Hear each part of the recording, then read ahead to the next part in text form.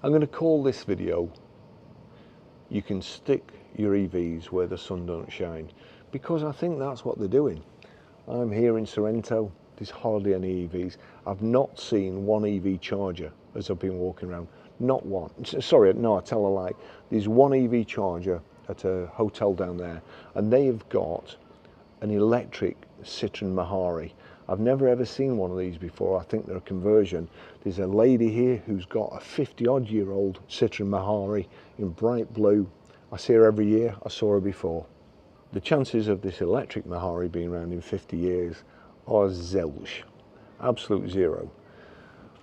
And I started to think China have got this, you know, they've built 3.5 million more EVs than they can sell. So they've got a surplus of EVs. And the only way to get rid of those is to ship them to foreign markets, because China at the moment is saturated. They can't sell them. So they're shipping them to places like the UK and then discounting them, because it's a win-win situation.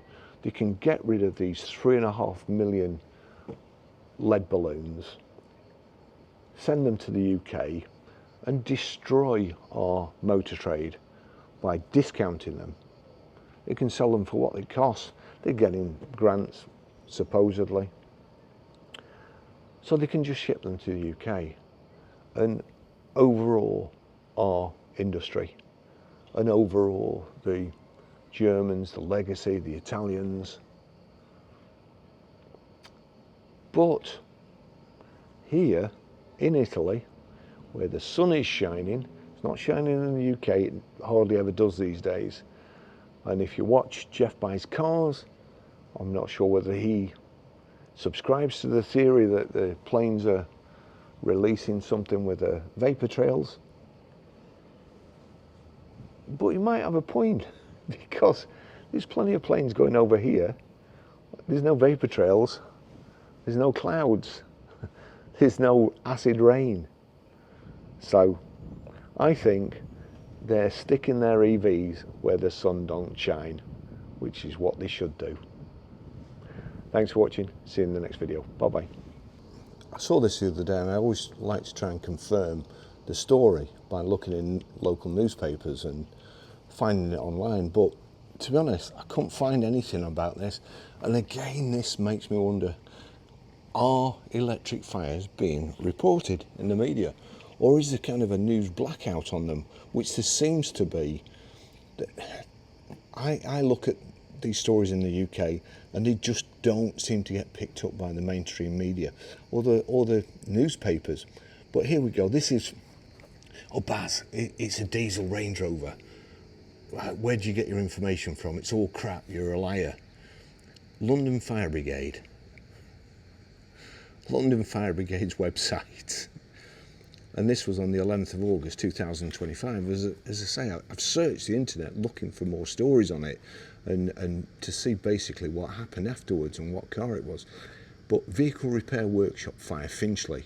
This chap's gone to work in the morning, he's had a business, and when he's got home at night, unless he's the one that's in hospital at the moment, when he's got home at night, he's no business because it's burnt down. 4 fire engines and around 25 firefighters tackled a fire at a vehicle repair workshop on Long Lane in Finchley. Part of a single-storey workshop was damaged by fire. 1 vehicle was also destroyed and 2 further vehicles were damaged.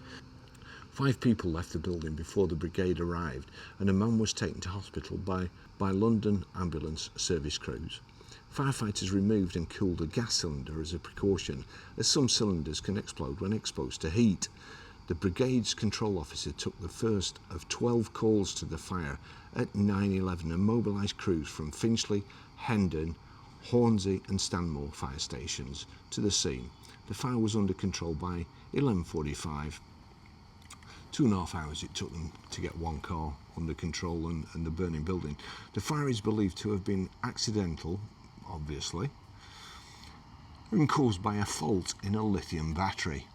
As I've said in this video, you'll notice I've changed clothes. And the reason I did, I couldn't find any information on this yesterday when I was actually shooting the video, which I decided to call "You Can Stick Your EVs Where the Sun Don't Shine." And to be honest, you really can, because it's just getting worse and worse. And it's only a matter of time before there is an absolute catastrophe with these vehicles. 25 firefighters to one vehicle. Where I live in Preston, I don't think we've got 25 firefighters. So I'm just waiting for a disaster. Thanks for watching. See you in the next video. Bye bye.